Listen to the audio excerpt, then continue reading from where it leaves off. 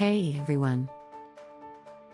Welcome back to Life Ladder, where we dive deep into the journey of self-growth and finding your true worth.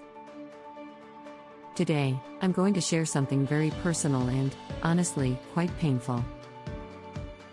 But here's the promise.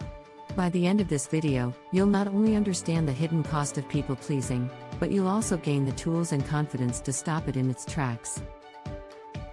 If you've ever felt like you've lost yourself by trying too hard to keep others happy, this video is for you. I'll walk you through my own story of how I let myself be disrespected time and time again, all because I cared more about others' feelings than my own. But more importantly, I'll show you how I turned it all around, how I regained my self-worth and started living life on my own terms. Here's what you can expect. We're going to uncover the psychological reasons behind people-pleasing, how to recognize when it's happening, and practical steps you can take right now to reclaim your power. By the end, you'll have a clear path forward to protecting your self-worth without feeling guilty or selfish. So, if you're ready to stop settling for less and start living a life where your needs matter just as much as anyone else's, stick around, because this is the video that could change everything. Understanding the pattern. Let's start by taking a closer look at the pattern that so many of us fall into, constantly putting other people's feelings and needs above our own. For a long time, I didn't even realize I was doing this. It was just my default mode. If someone needed help, I was there. If someone's feelings were hurt, I was the first to apologize, even when it wasn't my fault. If someone made a demand, I would bend over backward to meet it, no matter the personal cost. At first glance, this might seem like a good thing, being compassionate, helpful, and selfless. But when you do this too often, you start to lose sight of something crucial yourself. Each time I compromised my own needs to avoid conflict or to make someone else happy, I was chipping away at my own self-worth, bit by bit. And the worst part? I didn't even realize it was happening. Now, don't get me wrong, compromise is an essential part of any relationship. But there's a fine line between healthy compromise and self-sacrifice. The problem begins when you start compromising so much that you no longer recognize your own boundaries, your own feelings, or your own needs. For me, this realization didn't come overnight. It built up over years of small sacrifices. I would think to myself, it's not a big deal, or I'm just being nice. But over time, these small moments accumulated, and I found myself feeling drained, resentful, and, quite frankly, invisible. I wasn't just sacrificing my needs, I was sacrificing my self-respect. The first step in breaking free from this cycle is recognizing the pattern. You have to be honest with yourself about when and why you're putting others first. Are you doing it out of genuine kindness, or are you doing it because you're afraid of what might happen if you don't? Are you avoiding conflict, seeking approval, or simply trying to keep the peace? These are tough questions, but they're necessary if you want to understand the root of the problem. Understanding the pattern is empowering because it allows you to see your behavior for what it really is. Once you recognize these habits, you can start to change them. You can start to set boundaries, say no when you need to, and begin to prioritize your own needs without feeling guilty about it. So, take a moment to think about your own life. Where have you been compromising too much? When have you put someone else's feelings ahead of your own, at the cost of your own happiness? Understanding this pattern is the first step in reclaiming your self-worth. Why we do it, the root cause. Now that we've uncovered the pattern of people-pleasing and self-sacrifice, the next question is, why do we do it? Why do so many of us, myself included, find it so difficult to put our own needs first? The truth is, it's not just about being nice or caring. It goes much deeper than that. For me, the root cause boiled down to fear. But it's not always the kind of fear that's obvious at first glance. It's more subtle, a fear of confrontation, a fear of being disliked, a fear of being seen as selfish. Underneath all of this, there was also a fear of being alone, of losing relationships if I stood up for myself. These fears kept me trapped in a cycle of saying yes when I really wanted to say no, and apologizing for things that weren't even my fault. But fear isn't the only reason. Often, people-pleasing stems from a deep-seated need for validation and approval. Growing up, many of us learned that being good meant making others happy, whether it was parents, teachers, or friends. We were praised for being compliant, for being the peacemaker, for putting others first.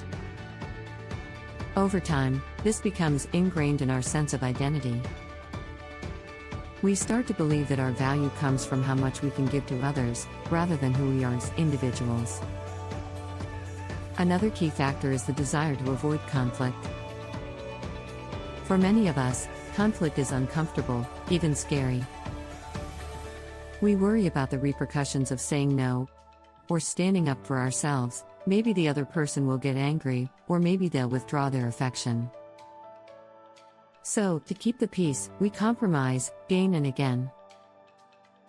We tell ourselves it's not worth the fight, or that we're just being considerate, but really, we're avoiding the discomfort of conflict at the expense of our own needs.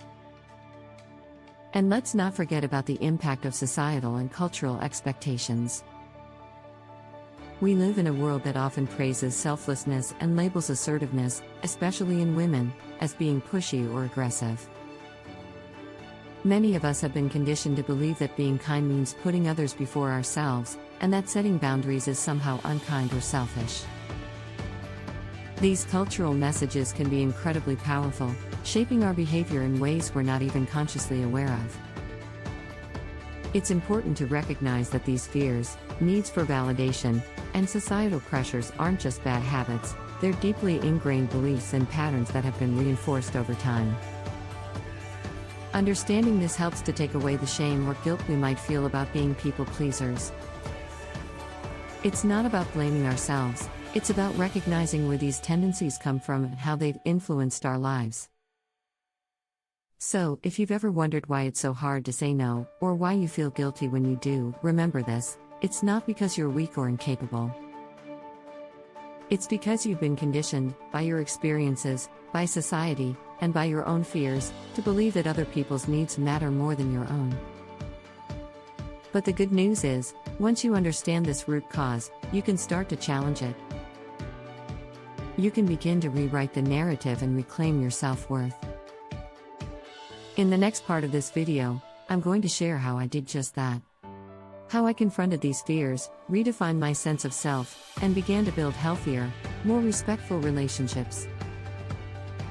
Stick with me, because this is where the real transformation begins. Turning point: realizing the need for change. Now, let's talk about the turning point, the moment when I realized I couldn't keep living like this. I had spent so much time trying to be everything for everyone else that I lost sight of who I was. It's like I was running on empty, constantly giving without ever taking the time to refill my own cup. And eventually, that kind of living catches up to you. For me, the realization didn't hit all at once. It was more like a gradual buildup of frustration, exhaustion, and resentment. I started to notice how drained I felt after certain interactions. How I would bend over backward to help someone, only to feel unappreciated or taken advantage of. I began to resent the very people I was trying so hard to please, and that resentment started to bleed into every aspect of my life. One day, I had a moment of clarity. I was sitting alone after yet another situation where I had allowed someone to overstep my boundaries. I remember feeling this overwhelming sense of emptiness, like I had nothing left to give, not just to others, but to myself. That's when it hit me. I had been so focused on making everyone else happy that I had completely neglected my own happiness. I was tired, I was resentful, and most of all, I was lost. I realized that something had to change. I couldn't keep living in a way that left me feeling empty and unfulfilled. But this realization wasn't just about understanding that I needed to set boundaries or start saying no. It was about recognizing my own worth, about understanding that I deserved the same kindness, respect, and consideration that I was so freely giving to others. This was the hardest part, admitting to myself that I had been neglecting my own needs, and that I had allowed others to do the same. But it was also the most empowering. Because in that moment, I made a decision. I decided that I wasn't going to allow myself to be disrespected anymore, not by others and not by myself. This turning point was about more than just changing my behavior. It was about changing my mindset, my beliefs about what I deserved, and how I was going to treat myself from that point forward. I knew it wouldn't be easy, and I knew it would take time, but I was ready to start reclaiming my life. So, if you're feeling drained, resentful, or like you've lost yourself in the process of trying to keep everyone else happy, I want you to know this: it's never too late to make a change. You don't have to keep sacrificing your own well-being for the sake of others. You deserve to be happy, respected, and fulfilled, and that starts with recognizing your own worth and making a commitment to honor it every single day. Practical tips for protecting your self-worth. Alright, now that we've explored the reasons behind people-pleasing and the turning point where you realize the need for change, it's time to get practical. How do you actually protect your self-worth in everyday life? How do you start saying no without feeling guilty or reclaim your time and energy without losing your relationships? Here are some strategies that have helped me, and that I believe can help you too. Tip number 1: set clear boundaries. This is probably the most important step. Boundaries are not about shutting people out, they're about creating space for yourself within your relationships. Start small by identifying what makes you uncomfortable or drains your energy, and then set limits around those areas.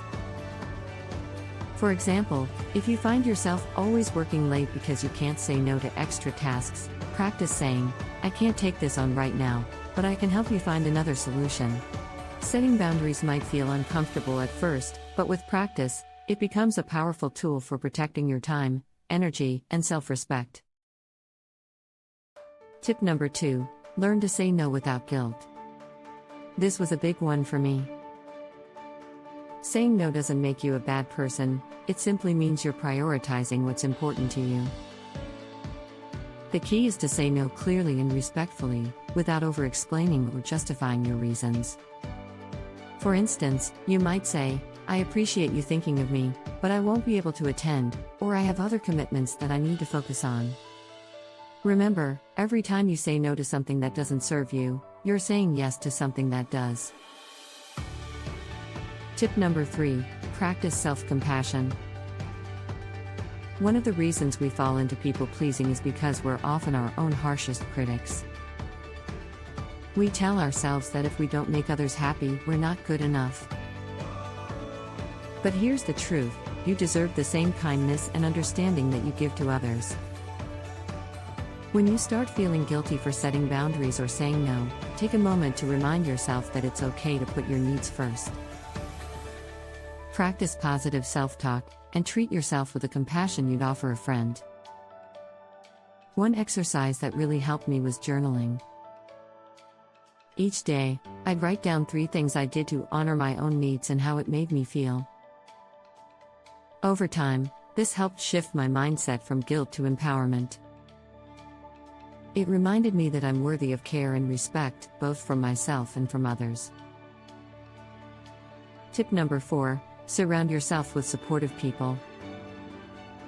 The people you spend time with have a huge impact on your self-worth. Surround yourself with those who respect your boundaries, support your growth, and genuinely care about your well-being. If someone in your life consistently disrespects your boundaries or makes you feel guilty for prioritizing yourself, it might be time to reevaluate that relationship.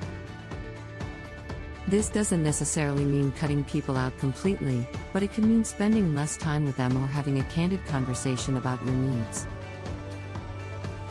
Tip number 5: regularly check in with yourself. Protecting your self-worth isn't a one-time fix, it's an ongoing process.